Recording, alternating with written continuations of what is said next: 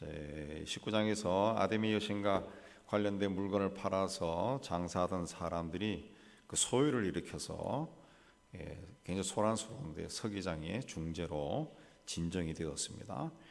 그러자 바울은 어떤 환경 가운데서도 믿음 안에 굳게 서서 살도록 권면한 후에 에베소를 떠나 마게도냐로 올라갔습니다. 에베소는 이제 오늘날 터키고 마게도냐는 그리스입니다. 그러니까 바다를 건너가야죠. 바다를 건너. 그 마게도냐 지방을 바울이 다니면서 제자들에게 또 권했다 그랬습니다. 믿음을 굳게 가져라. 그렇게 하고 헬라에 이르렀다. 그래서 로마 제국은 헬라 지역을 두 지방으로 나눠서 다스렸습니다. 북쪽은 마게도냐, 남쪽은 아가야, 그렇게 이야기했습니다. 19장 21절을 보면은 바울이 마게도냐와 아가야 지방을 방문한 후에 예루살렘으로 올라가려고 했다 그랬습니다. 그래서 오늘 말씀 1절 2절에도 마게도냐 여러 지방을 다닌 후에 헬라에 도착해서 석 달 동안 있었다 그랬습니다. 여기 헬라는 아가야 지방을 이야기합니다. 아가야 지방.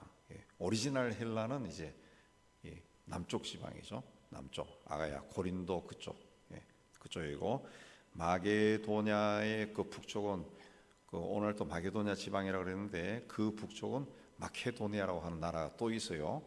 또 있습니다. 그 아가야 지방인데 구체적으로는 고린도 지방을 봅니다. 고린도라고 하는 섬이 굉장히 크니까 여기서 이제 바울이 로마서와 고린도 후서를 썼습니다. 그런데 고린도 후서 7장 5절을 보면은 바울이 자신이 마게도냐 지방을 방문했을 때의 상황을 우리 육체가 편하지 못하였고 사방으로 환난을 당하여 밖으로는 다툼이요 안으로는 두려움이다 그랬습니다. 두려웠다. 마게도냐 지방에서 별로 편안하게 있지 못했다는 겁니다. 그리고 이 고린도에서 다시 배를 타고 수리아로 가려고 했습니다. 수리아는 오늘날로 하면은 이제 시리아 북쪽 거기가 되겠습니다.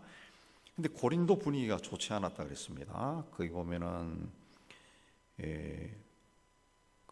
유대인들이 3절에 자기를 해하려고 공모함으로 그랬습니다. 고린도에서 좀 배를 타기 위해서 기다려야 되는데 별로 좋지 않았다 그랬습니다. 이 고린도에서 전도할 때 형편이 사도행전 18장 6절에 기록되어 있는데 얼마나 그 힘들었으면 바울이 자신의 옷을 털면서 너희 피가 너희 머리로 돌아갈지어다. 너희들이 책임져라. 뭐 믿든지 안 믿든지 나는 깨끗하다. 책임 없다. 나는 이후 이방인에게로 가리라. 이방인들에게만 내가 복음 전하며 살겠다. 그렇게 선포했다는 거죠. 굉장히 힘들었다는 거죠. 굉장히 힘들어. 복음을 전하지 않으면 괴로워 죽을 정도로 열정을 지녔던 바울이지만 고린도에서 너무 힘든 일을 당했기 때문에 이런 말까지 했다. 이런 말까지.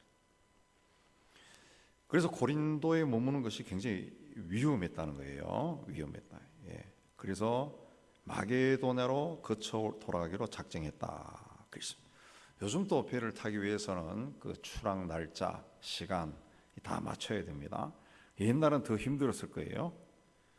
그 기다려야 되는 어느 일정까지 늘 뭐 요즘처럼 이 시간표에 따라서 딱딱 움직이지 않았을 거예요. 사람들이 차면 가고 뭐 어쩌면 그랬을 건데 그 기다리는 것이 위험할 정도였다 그랬습니다. 유대인들이 자기를 해하려고 공모함으로 마게도냐를 거쳐 돌아가기로 작정했다. 마게도냐를 거쳐 돌아간다라고 하는 것은 북쪽 지방으로 올라간다는 겁니다. 이 기다리면 좀 위험할 것 같아. 며칠 기다리고 그러면은 무슨 또 소요 사태가 일어날 것 같아. 그래서 그냥 북쪽 지방으로 육로로 올라갔다는 겁니다. 육로로. 그래서 4절에 보면은 아시아까지 함께 가는 자들이 등장합니다. 근데 이 사람들 보면은 각 지방 사람들이 다 있어요. 베레아 사람, 데살로니가 사람, 드베 사람, 아시아 사람 쭉 있죠. 있습니다. 자, 이 사람들은 바울이 다니면서 전도해서 교회를 세우고 또 거기에 지도자로 세운 그런 사람들, 바울의 제자라는 것을 우리가 알 수 있습니다. 자, 이 사람들이 먼저 가서 5절에 보면은 드로아에서 우리를 기다리더라. 드로아에서 기다렸다. 드로아는 이제 이 터키 쪽입니다. 배를 타고 건너가서 그리고 6월절이 지난 후에 6절에 보면 무교절 후에 빌립보에서 배로 떠나. 빌립보는 오늘로 이해하면 그리스. 그리스. 지도를 보면 하면 참 좋은데 우리가 좀 뭔가 좀 구입해야 되는데 거기 안 돼서 그렇게 해놨는데요. 그 그리스와 터키 사이에는 에게해라고 하는 큰 바다가 있습니다. 큰 바다. 그 빌립보는 그리스 쪽에 속한 거예요. 그 빌립보에서 배를 타고 닷새 만에 드로아에 도착했다. 드로아에 도착했다. 바다를 건너간 겁니다. 바다를 건너간. 닷새가 걸렸다 그랬습니다. 1절에 보면은 에베소를 떠나 마게도냐로 들어가서 다시 고린도로 내려갔다가 다시 드로아 배를 타고 들어올 때까지 걸린 시간이 약 10개월 정도 됩니다. 자, 이렇게 오랜 기간을 바울은 자신이 전도에서 세운 교회 또 성도들을 다시 방문해서 그들을 돌보았습니다. 그 옛날 교통편도 별로 좋지 않았던 그 시절에 그렇게 교회를 위해서 또 성도를 위해서 열정적으로 일한 바울의 모습을 우리가 살펴볼 수가 있습니다. 이 교회는 그렇게 세워졌습니다. 그렇게 세워졌습니다. 초대교회부터 지금까지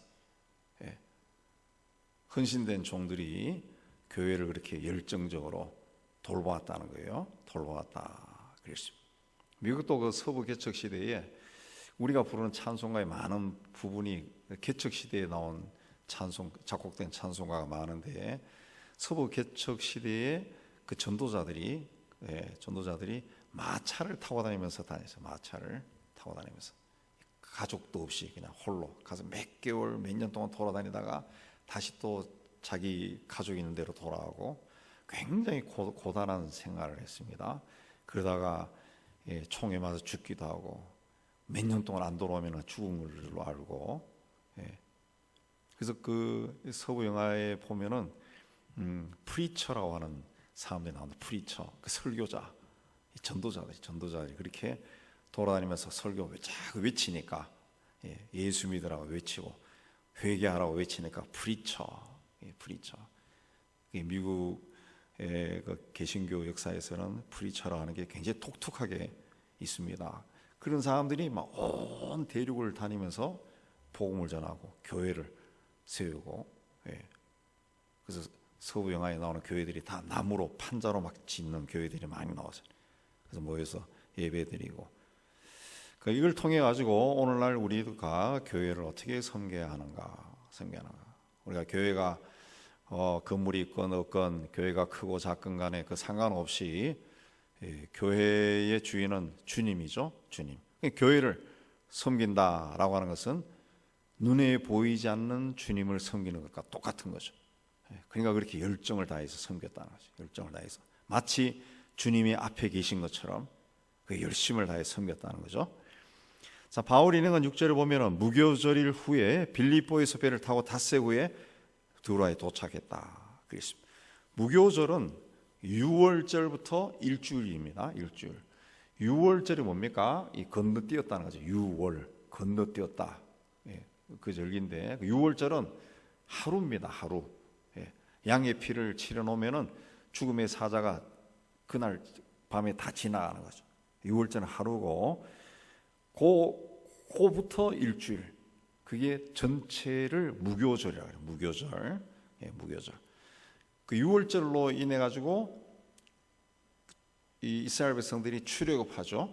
장자들이 다 죽으니까 출애굽합니다. 출애굽할 때 갑자기 나가라 그래서 발효 안 된 빵을 들고 막 나왔다. 빵을 구워야 되는데 굽지도 못한 빵을 그냥 막 들고 왔다. 그래서 무교절, 무교, 누룩이 없는 빵, 누룩이 들어가지 않은 빵, 딱딱하죠, 딱딱한.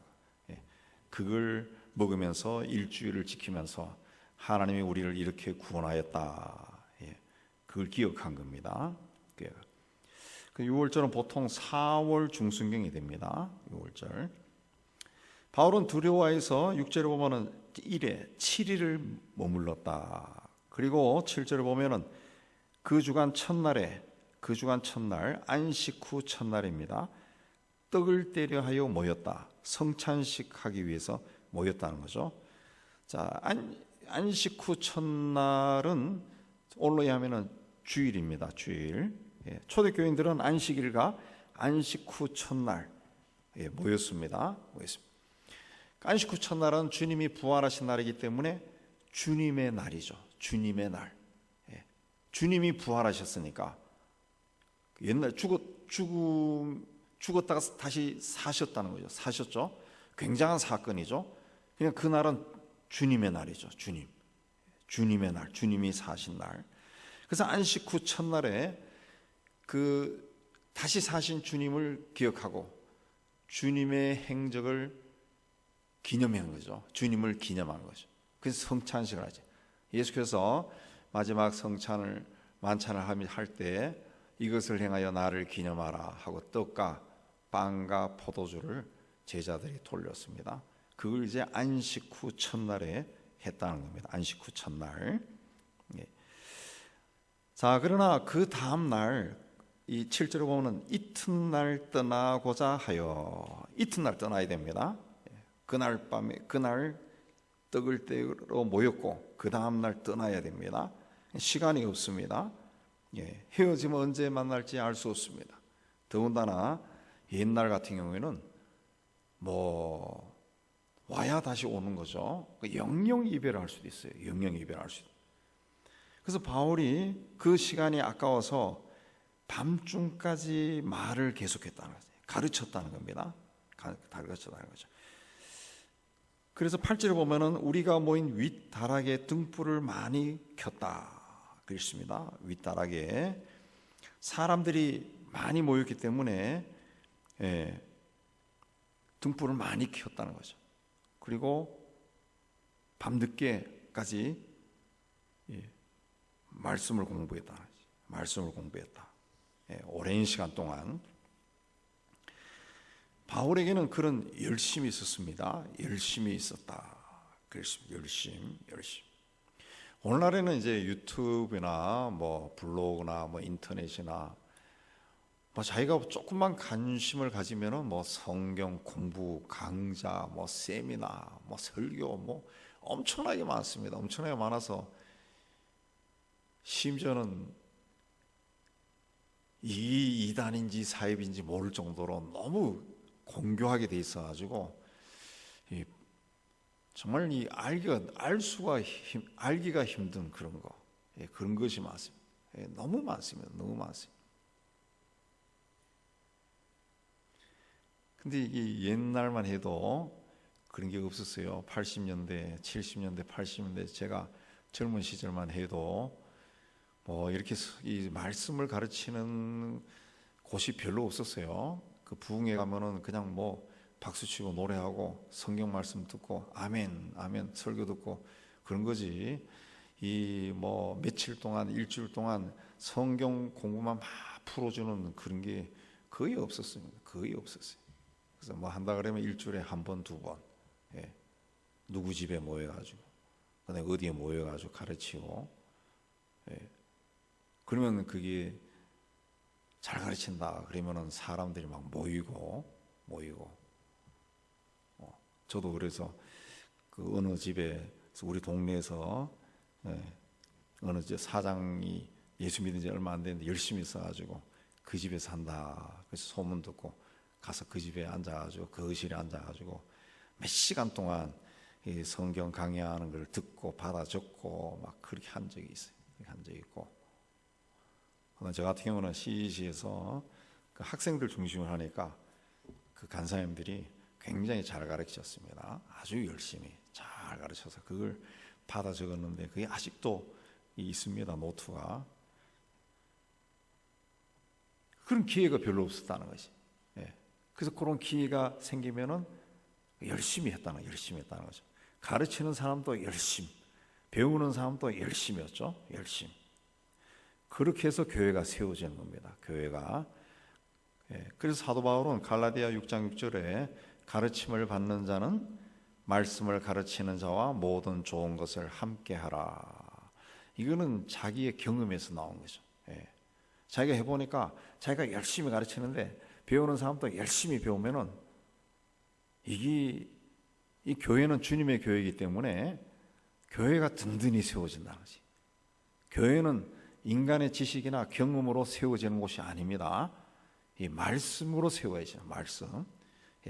하나님이 하신 말씀의 원칙을 두고 그 말씀에 어긋나면은 삼가고, 하여튼 말씀에 순종하고 말씀으로 세우기 위해 애를 쓰는 거. 그렇게 할 때 교회가 세워지더라. 그걸 바울이 경험해서 모든 좋은 것을 함께하라. 그렇게 한 겁니다.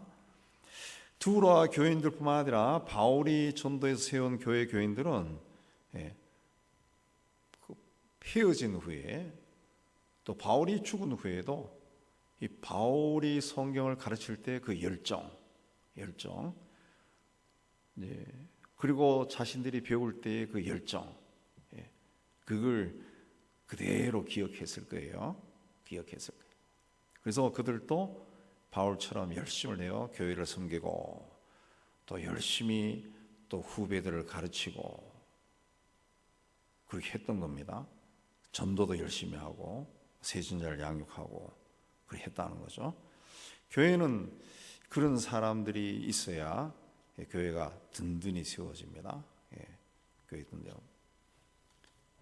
그 성경에 나오지만은 일만 만들고 이 일만 만드는 사람들, 자꾸 문제만 일으키는 그런 사람이 아니라 그 말씀으로 헌신한 사람들이 있어요.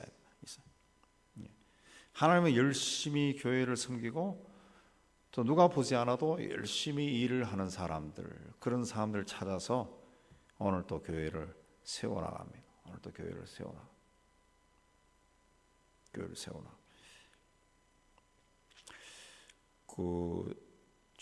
저도 이제 가끔씩 인터넷이나 또 뭐 인스타그램이나 그런데 짧은 영상들 올라오는 것에 보니까 그 알고리즘을 이용해 가지고 제가 자주 찾으면 그 다음부터 계속 그게 나오더라고요. 그래서 참 좋더구만요.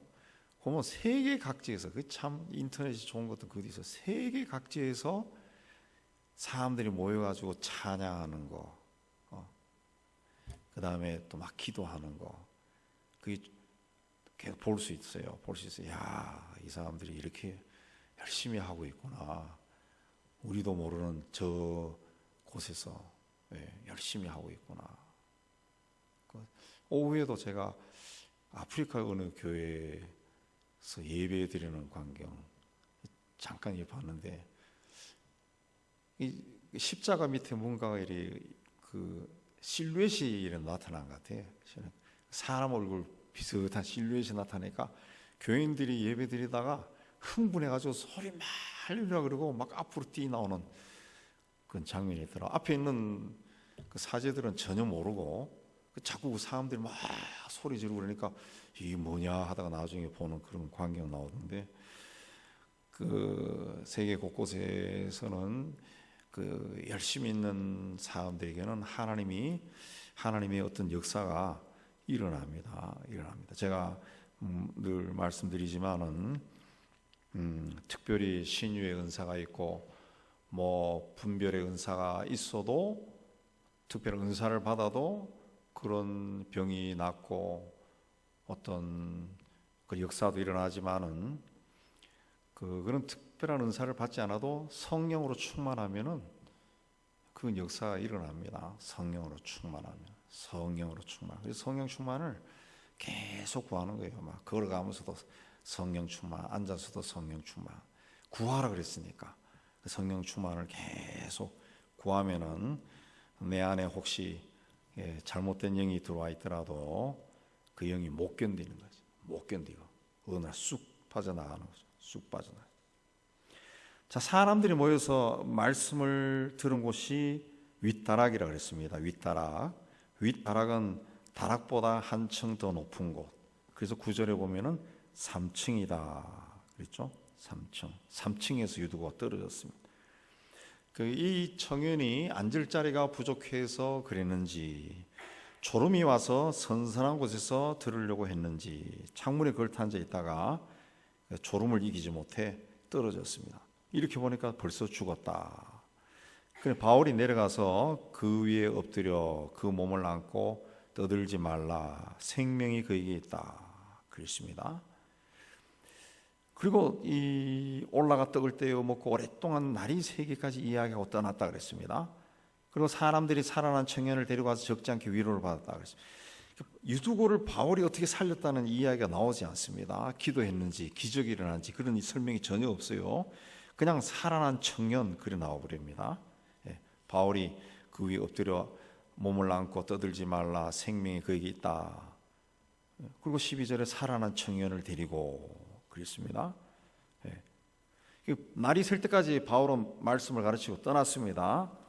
근데 사람들이 살아난 청년을 가지고 데리고 가서 적지 않게 위로를 받았다. 위로를 받았다 그랬습니다. 무슨 위로를 받았습니까? 무슨 위로? 부활의 소망입니다. 부활의 소망. 바울이 전한 복음이 뭡니까? 예수가 그리스도다, 메시아다. 우리 유대인들이 오랫동안 기다리던 메시아가 바로 예수다 그랬습니다. 그분이 십자가의 죽음으로 우리의 죄가 용서받았다. 우리가 이전까지는 죄 용서받기 위해서는 이 제물을 가지고 가서 제사를 드리고 뭐 그때마다 제사하고 했는데, 예수께서 단번에 자기 몸을 제물로 바쳐서 우리 죄가 용서받았다 그랬습니다. 또 그분이 죽었다가 사흘 만에 다시 살아났다는 거죠. 그래서 죽음을 이겼다는 거예요. 다시 살아났다는 거예요. 그래서 모든 자에게 산 소망이 되었다는 거예요. 산 소망, 살아있는 소망이 되었다는 거죠. 그리고 그분이 또 승천했다. 승천하고 다시 오시겠다고 했다. 약속했다. 그리고 내가 그 부활하신 예수를 직접 만났다. 자기 체험까지 다 이야기했을 겁니다. 왜 그러냐면 이 사도행전이나 다른 데에 나오는 바울의 설교를 보면은 이 패턴입니다. 항상 이 패턴으로 이야기해요. 사람들은 이 말씀을 들으면서도 좀 의심이 생겼을 거예요. 의심이 긴가민가 했을 겁니다. 근데 눈앞에서 한 청년이 죽었다가 살아났어요. 살아났습니다. 그보다 더 확실한 증거가 어디 있습니까? 그래서 사람들이 적지 않게 위로를 받았다 그랬습니다. 거기 모여있던 사람들이 믿음의 확신을 가졌다는 그런 뜻입니다. 그런 뜻입니다. 13절 이 말씀에 보면은 이제 또 바울이 어떻게 갔다, 그리고 또 1절부터도 어디로 해서 어떻게 갔다 그렇게 되어 있습니다. 바울의 여행이 상세하게 기록되어 있습니다. 누구와 같이 가고 어디를 통해서 가고, 이거는 허구가 아니라 역사적인 사실이라는 것을 말합니다. 왜냐하면 사도행전을 기록한 누가가 그 현장에 있었고 목격을 했다는 거예요. 우연히 그래 된 것이 아니라 바울이 목적을 가지고 다 움직였다는 것이, 움직였다 그렇습니다. 어딜 가거나 허투루 간 것이 없고 목적을 가지고 움직였다는 거죠. 자, 그래서 바울이 이제 아소로 갑니다. 우리는 앞서 배를 타고 아소에서 바울을 태우려고 그리로 가니. 그래서 우리는 누가가 들어가죠. 왜 아소까지 배를 타고 먼저 갔냐? 누가가 바울이 걸어서 가고자 하여 그렇게 정하여 준 것이다. 그랬습니다. 아소에서 만나기로 한 겁니다. 바울과. 바울은 아소까지 도보로 갔다는 거죠. 도보. 드로아에서 아소까지는 해변길인데 한 32km 정도가 됩니다. 그러면은 성인 남성으로 한 8시간, 8시간 정도 걸리면 하루 종일 걸어가는 거죠. 왜 바울이 홀로 도보로 가기를 원했는지는 나타나 있지 않습니다. 아마도 바울이 혼자 있는 시간을 가지려고 한 걸로 보입니다. 예수께서도 어떤 큰 일이 있고 난 다음에는 꼭 혼자 산에 가셨고 혼자 기도하러 가셨다 그랬습니다. 예. 그럼 혼자 걸어가면서 자신이 방문했던 교회를 생각하고 또 거기서 만났던 성도들을 생각하고 그리고 자기를 핍박했던 사람들도 생각하고 앞으로 어떻게 하면 복음을 전할까, 내가 언제 세상 떠날지 모르지만은 어떻게 살아야 될까, 뭐 여러 가지 생각을 했을 겁니다. 또 자신의 어떤 영적인 피로 그 주님과 대화하면서 그 홀로 여행을 했습니다. 주님처럼 그렇게 한 거죠. 우리도 그 홀로 있는 시간이 있어야 됩니다. 혼자 있는 시간, 혼자. 핸드폰도 꺼놓고 좀 혼자 있어 봐야 됩니다. 혼자 있어 봐요. 네. 저는 본의 아니게 핸드폰 다룰 줄은 몰라가지고 뭘 잘못 건드려가지고 하루 종일 전화가 안 와가지고 나중에 보니까 전화가 와도 안 울리게 해놨더라고요. 안 울리게. 네. 그래서 그 다음에 막 전화 걸고 그렇게 했는데 혼자 있는 시간이 굉장히 중요합니다. 우리 예수 믿는 사람들 정말 혼자 있어야 됩니다. 혼자 있는 훈련. 우리는 그 태어날 때 내가 혼자 태어났는지 내가 모릅니다. 내가 혼자 태어났는지 몰라요. 살아가다 보니까 어른이 돼 있는 거지. 학생 시절이 있고 어른이 되고 그랬죠. 죽을 때는 혼자 죽죠. 죽음이 다가올수록 이제 혼자다 그 생각 들고, 뭐 어릴 때 자녀들 자식 낳아서 키우지만은 자식 낳아서 키울 때 그 인간이 자식을 낳아서 키울 때 가장 행복을 느끼는 시간이 그게 아이들이 3살에서 10살까지인가 7살까지인가 그때 인간이 최고의 행복을 느낀다 그러더라고요. 그때. 그 이후에는 아이들하고도 갈등 느껴요. 갈등 느끼고 늘 티격태격 하다가 나중에는 원수가 되고 뭐 막 이래 돼 버리지. 그 3살에서 8살까지인가 그때가 제일 이쁘고 제일 사랑스럽고 그렇다 그러더라고요. 그 시간 지나가면은 혼자죠. 혼자 있는 시간이 많습니다. 혼자 있는. 거의 다 혼자세요. 기도할 때도 혼자 기도하잖아요. 기도할 때도 혼자. 그래서 혼자만의 시간을 좀 가져야 돼. 혼자서 숲속을 거닐든가, 혼자서. 아니 뭐 동네를 한 바퀴 돌아도 운동하러 다니는 것이 아니라 혼자서 조용히 이제 걷는 거죠. 그래도 신호등은 보고 걸어야죠. 그 숲속길이 제일 좋은 것 같아요. 혼자 그냥 길 따라 혼자 조용히 걸어가면서 그 나무도 보고 벌레도 보고 새 소리도 듣고, 그런 가운데 자신도 모르는 사이에 이 마음에 평정이 이루어지죠. 마음의 평화가, 마음이 안돈해집니다. 평안해지죠. 평안해집니다. 그리고 또 그 주님 앞에 내가 뭘 해야 되는가도 생각하고, 주님과 깊은 교제를 나누는 거죠. 그런 시간을 가져야 됩니다. 혼자 있으라 그래서 또 혼자 앉아가지고 막 주여 그리고 왈랄랄랄라 그러면서 또 주여 이 혼자서 기도하는 그게 아니라 그냥 혼자서 조용하게 전화 벨 소리도 끊고 혼자서, 뭐 여러분은 대모산에 가서 혼자 오솔길을 걷든지 혼자서, 아니면은 그 혼자 숲속에 앉아서 멍때리 하든지 조용히 혼자 있는 거예요. 혼자. 아소에서 일행과 합류한 바울이 미둘레네, 또 기오, 사모를 거쳐 밀레도에 도착했다. 밀레도는 에베소 남쪽 45km 떨어진 항구 도시고 에베소의 외항입니다. 거기까지 간 거는 에베소에서 배를 타고 가려고 오순절 안에 예루살렘에 가려고 했기 때문이다 그랬습니다. 오순절은 그 6월절이 지난 후 50일째 되는 날이죠. 50일째.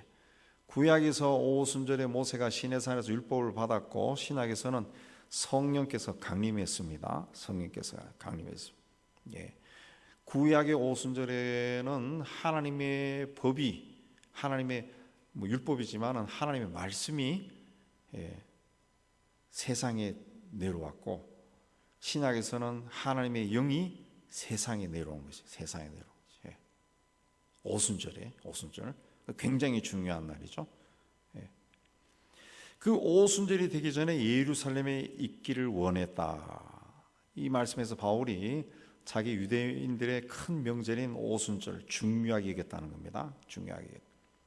유대인들은 바울을 미워해서 죽이려고 했지만은 그 바울은 자기 민족을 사랑했습니다. 이방인의 사도로 부름을 받았지만은 언제나 동족에게 복음을 전하는 열의를 가지고 있었습니다. 로마서 9장 3절에도 나의 형제 곧 고륙의 친척을 위하여 내 자신의 저주를 받아 그리스도에게서 끈을 짓지라도 원하는 바로다. 자기 동족이 예수가 그리스도라는 것을 알기를 원했습니다. 사람은 그의 환경과 문화를 무시할 수 없습니다. 무시할 수 없습니다. 하나님은 세상을 민족과 나라로 지역으로 나눠 놓았습니다. 그래서 온 세상에 그 다 오랜 세월을 걸쳐서 그 민족이 형성하고 발전시킨 문화와 전통과 관습이 있습니다. 관습이 있습니다. 관습이 있습니다. 그 바벨탑 이후에 다 갈라졌지만은 어떻게 보면은 그 온 세상에 나라와 민족이 있고 생김새도 다 다르고 문화와 전통이 다 각기 다른 것이 있다라고 하는 것은 세상이 굉장히 아름다워졌다는 그런 뜻이죠. 그런 뜻입니다. 그 참 희한하게도 같은 민족들은 생김새가 비슷합니다. 여러분 그 터키 지진 났잖아요. 그 뉴스에 나오는 터키 사람들 보면 다 비슷비슷해요. 아마 거기 가면은 누가 누군지를 모를 거예요. 아마 그 사람들이 우리 봤을 때도 똑같이 이야기합니다. 비슷비슷하다 그래. 예, 비슷해요. 중국 사람들은 또 중국 사람 같이 생겼어요. 일본 사람이고 우리 동양끼리 봐도 그러고 말리 사람들은 말리 사람 같고 베트남은 베트남 사람 같고 비슷비슷합니다. 비슷비슷합니다. 그런 것들을 다 무시할 수는 없습니다. 할 수 없습니다. 우리가 우리 이 복음이 이 나라에 들어오면서 우리 개신교가 뭐 신학적인 배탕이 안 돼서 그렇겠지만은 좀 실수한 것 중에 하나가 우리 전통 문화를 너무 무시해버려 가지고 이게 나중에 이 군사 정권 지내가면서 뭐 그 당시에 세계적인 환경이 해방 신학이 유행했지만은 그게 우리나라에서 민중 신학이라는 것들로 너무 극단적으로 나가버렸다.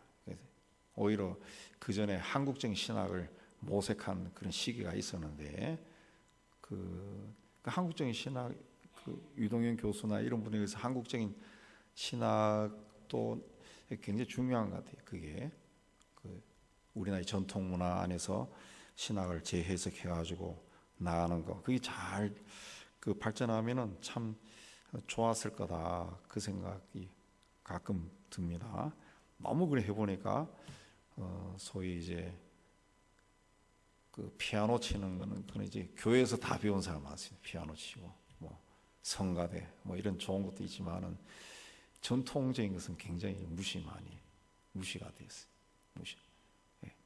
그래서 그거 막 조금 이상한 걸로 많이 치부했는데, 근데 이 바울은 자기 민족을 굉장히 중요하게 여겼습니다. 그건 뭐냐 하면 삶의 현장과 유리된 영적인 공동체가 아니었다는 거죠. 현실과 유리된 떨어진 공동체는 자칫 잘못하면은 신비주의로 빠질 수가 있습니다. 잘못된 방향으로 나갈 수 있습니다. 하나님은 우리의 삶의 자리에서 말씀하는 분이에요. 우리의 삶의 자리. 아프리카 사람은 아프리카의 삶의 자리에서 말하는 것이고 말씀하시고, 우리는 우리의 삶의 자리에서 말씀하는 거예요. 말씀. 우리는 그러니까 이 삶의 자리에서 북한을 위해서 기도해야 되는 것이고, 이 땅에 들어와 있는 곤고한 생활하는 외국인 노동자를 위해서도 기도해야 되고, 우리 삶의 자리거든요. 전쟁 중에는 우크라이나 사람들은 그들의 삶의 자리, 얼마나 참혹합니까? 얼마 전까지만 해도 대학 교수하고 학교 선생님 하던 이웃집에 살던 아저씨가 전쟁터 군인으로 들어갔다 죽어서 돌아와. 굉장히 슬프겠죠. 굉장히 슬프겠죠. 그게 그 사람들의 삶의 자리. 거기에서 하나님께 부르짖는 거죠. 우리를 구원해 달라고. 우린 이 삶의 자리. 그러니까 이 삶의 자리가 굉장히 중요하다는 거죠. 중요하다라는 겁니다. 그 민족과 그 사회 역사 한가운데 거기서 하나님이 다양한 방법으로 말씀. 그래서 거기서 변화가 일어나는 거. 그게 이제 하나님의 역사죠. 하나님의 역사. 그래서 이 세계 여기서도 변화, 저기서도 변화, 저기서도 변화했을 때 하나님이 지으신 세상이 아름다워지는 것이고 하나님의 역사가 온 세상에 걸쳐서 풍성하게 일어나는 거죠. 풍성하게. 바울은 단순히 오순절을 지키고 싶어 예루살렘에 올라간 게 아닙니다. 초대교회 어머니 교회라 할 수 있는 예루살렘 교회와 이방 지역에 설립된 교회가 긴밀한 유대관계를 맺고 또 성숙해지기를 원해서 그렇게 간 겁니다. 바울도 이제 나이가 들고 하니까 이제 뭔가 쫓기는 것도 없지 않아 있겠죠. 그래서 자기가 돌아가면서 아시아에 세운 교회들 또 예루살렘에 가서 소개하고 서로 유대 관계를 만들고 이게 하나가 되는 거죠. 하나가 되는. 어쩌면 예루살렘 여행이 그 생애의 마지막이 될 수도 있다라는 것을 생각한 겁니다. 생각한 거예요. 그렇게 해서 그 서둘러 가서 이 모든 것을 이렇게 좀 만들어 두려고 그렇게 했다는 거죠. 자, 오늘 말씀에도 바울 외에 굉장히 많은 사람들이 나옵니다. 믿음의 사람들입니다. 이 사람들이 어떻게 주님을 사랑하고 교회를 섬겼는가 깊이 생각하고 우리도 이분들처럼 우리 시대에 우리 삶의 자리에서 열심히 교회를 섬기고 주님을 섬겨야 합니다. 그렇게 할 때 하나님 보시기에 또 세상이 보기에도 아름다운 교회가 세워지는 겁니다.